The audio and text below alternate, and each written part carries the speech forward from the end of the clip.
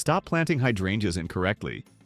If your shrubs look frail, if the blooms are disappointing, or if your plants never resemble the lush, picture-perfect hydrangeas you see in magazines, chances are you're falling into the same habits that thousands of gardeners repeat year after year. On one side, you see a hydrangea that looks exhausted, sparse, and almost lifeless. On the other, the exact same variety is overflowing with color, draped in large, vibrant flower heads. That dramatic difference isn't luck, and it isn't circumstance. It's the result of proper planting. In today's video, I'm breaking down the 5 biggest and most harmful mistakes people make when planting hydrangeas. I'll show you exactly how to avoid them, how to fix the problems you may have already created, and how to set your shrubs up for years of impressive growth and bloom production. And make sure you stay until the very end, because I'll also be sharing a few advanced tips that seasoned gardeners swear by. Small adjustments that can elevate your hydrangeas from nice to absolutely breathtaking. Mistake number 1. Planting your hydrangea in the wrong location. One of the most damaging errors people make is choosing the wrong spot in the yard. Hydrangeas are sensitive when it comes to lighting conditions, and they quickly suffer when placed somewhere too extreme. Too much direct sunlight, especially the fierce afternoon sun, scorches their leaves, weakens the blooms, and puts the entire shrub under stress. But plant them in heavy shade and you'll get the opposite problem. Long, stretched-out stems, very few flowers, and a plant that constantly looks like it's reaching for light. Many gardeners assume hydrangeas will simply adjust to wherever they're planted, but that is rarely the case. Hydrangeas thrive best in a location with bright morning sunlight, followed by afternoon shade or dappled light. This gentle balance gives them the brightness they need to set buds and bloom heavily, while protecting them from the intensity of the midday sun. A common mistake is planting hydrangeas under large trees. It may seem like a good idea for shade, but tree roots often steal water and nutrients, leaving the hydrangea dehydrated and struggling. On the other hand, planting them out in an open, fully exposed bed is equally stressful, especially during hot summer afternoons.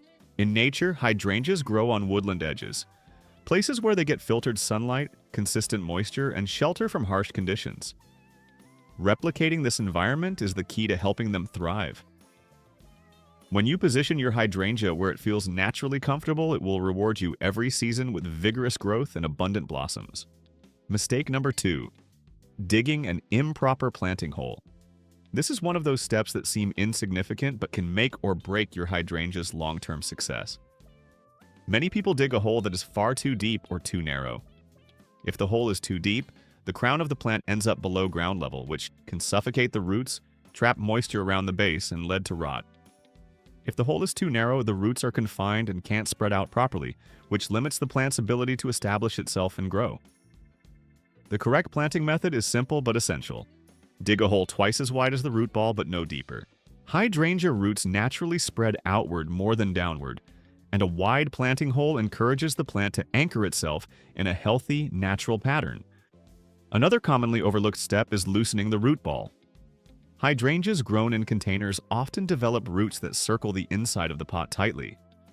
If you plant them without breaking up those circling roots, they will continue spiraling underground, eventually choking themselves.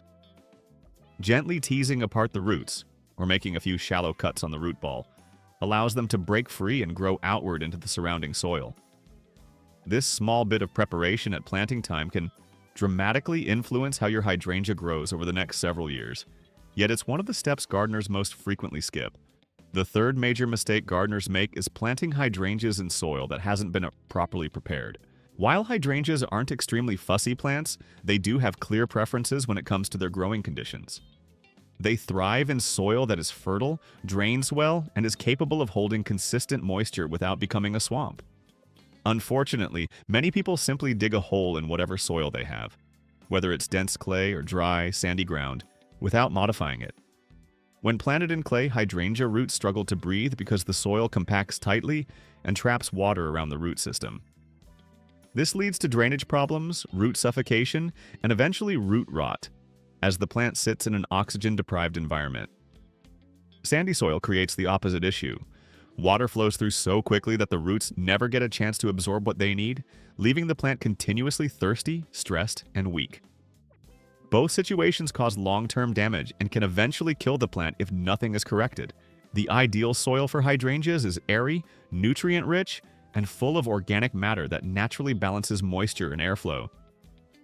Adding compost, shredded leaves, or fully aged manure to the planting hole creates the perfect blend of fertility, structure, and moisture retention. Another detail that is often ignored is soil pH.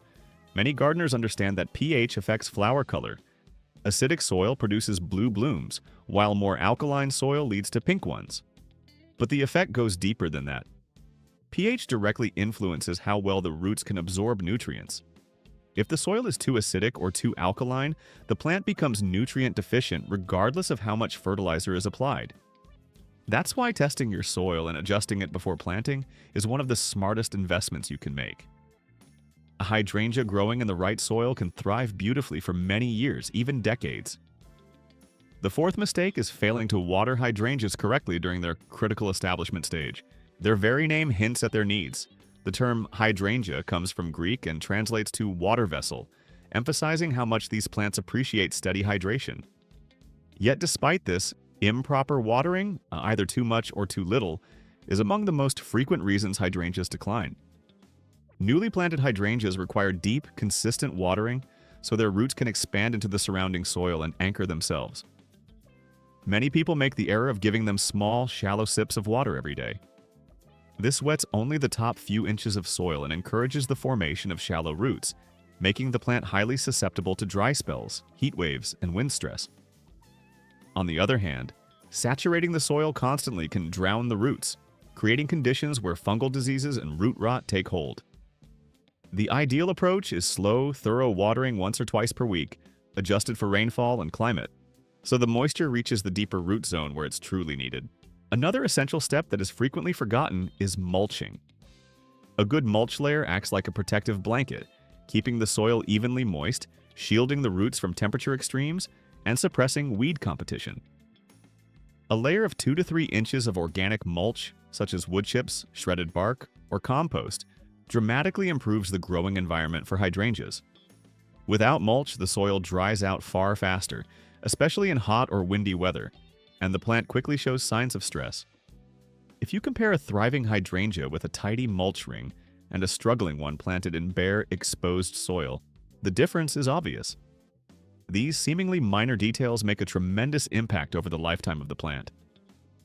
The fifth mistake, and arguably the most painful one for gardeners, is incorrect pruning. Many people feel inspired to clean up their hydrangeas in autumn or early spring, but without realizing it, they trim off the very buds that would have produced flowers in the upcoming season. Not all hydrangeas bloom the same way, and misunderstanding this is what leads to years of disappointment. For instance, big leaf hydrangeas typically flower on old wood, meaning they form their buds toward the end of summer for the following year's display. If you cut these plants back in fall or spring, you're effectively removing every future bloom before it has the chance to open. Meanwhile, panicle and smooth hydrangeas bloom on new wood and can handle more flexible pruning without losing their floral show. Problems arise when gardeners mistakenly treat every hydrangea the same and trim them all aggressively at a time that simply doesn't suit the variety. Another common misstep is cutting them down far too hard, believing this will rejuvenate the shrub. In truth, heavy pruning often weakens the plant rather than invigorating it. Hydrangeas usually require only gentle shaping, plus the removal of dead, damaged, or crossing branches. Knowing exactly which type of hydrangea you're growing and pruning accordingly is the real key to preserving those lush blooms year after year. This error is widespread and disappointing, yet wonderfully simple to avoid once you understand the basic rules. Beyond these common mistakes, experienced gardeners often rely on a handful of small but powerful techniques that can dramatically elevate the health and beauty of hydrangeas. These little insights might seem insignificant at first, but they truly separate ordinary plants from showstoppers. One of the most important advanced tips is acclimating hydrangeas before planting them in the ground. Plants purchased from nurseries are usually grown in carefully controlled environments, shaded areas, consistent watering routines, and sheltered conditions that protect them from stress. Placing one of these pampered plants directly into full sun or unpredictable outdoor conditions can shock the plant severely. Skilled gardeners harden off their hydrangeas first by setting them outdoors in filtered shade for a few hours a day, gradually increasing exposure over the span of a week. By the time they are planted, the shrubs have adjusted to real sunlight, fluctuating temperatures, and natural breezes. This gentle introduction helps them settle in quickly and reduces the risk of transplant shock. It's a small investment of time that often determines whether the plant thrives or struggles. Another professional insight involves planting at the right moment in the season. New gardeners sometimes assume hydrangeas can be planted anytime, but seasoned growers know timing has a huge impact. The ideal planting windows are early spring before high heat begins or early fall, when the air cools but the soil retains warmth. Planting in summer forces the hydrangea to fight extreme temperatures and drying winds before its root system has had a chance to stabilize. Planting in spring or fall allows roots to establish themselves during more forgiving conditions, resulting in a healthier, faster-growing shrub. This simple timing adjustment can completely transform the plant's first season in the garden. Experienced gardeners are also mindful about root competition, a hidden issue that many beginners overlook. Planting hydrangeas near large trees or vigorous shrubs might seem harmless, but below the ground, those established plants are stealing water and nutrients and creating dry, compacted soil. This puts your hydrangea at a severe disadvantage. Professionals either choose locations where hydrangea roots can grow freely or create raised beds and amended planting areas that ensure the shrub has room to develop without battling nearby giants for resources. This invisible advantage underground often results in dramatically healthier growth above ground. Deadheading is another area where skilled gardeners take a more thoughtful approach. Beginners often remove faded blooms in hopes of encouraging more flowers, but with hydrangeas, the benefit lies not in generating new blooms for the same season, but in helping the plant reserve its energy. By gently cutting off spent flowers just above a strong pair of leaves, you allow the shrub to redirect nutrients toward reinforcing stems and supporting its root system. However, precision matters.